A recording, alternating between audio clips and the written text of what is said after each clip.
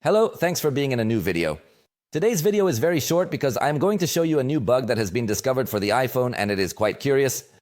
Let's get started.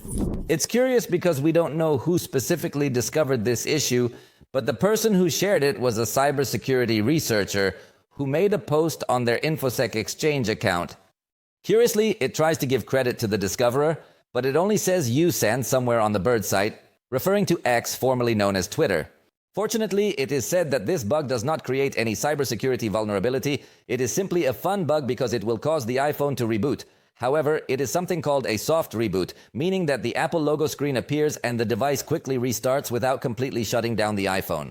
But it is still quite curious that in software that claims to be the most robust and advanced, you find these kinds of curious bugs that I see as a rival.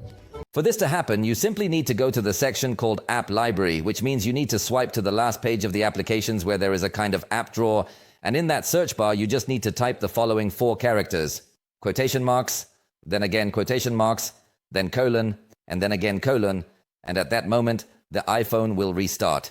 In fact, it seems that the last character does not necessarily have to be a colon, but can be any other character, so it appears that the key is the first 3 characters, and then it can be anything, and the iPhone will reboot.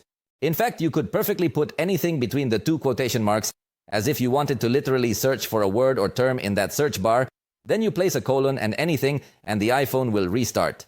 So if you are a programmer, I invite you to write here the regular expression that helps us understand specifically when this bug is activated.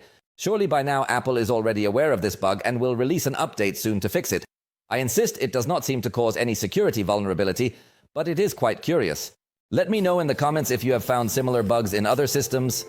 For now, we have reached the end of this video. I hope you liked it. If so, you know you can indicate it, and see you next time.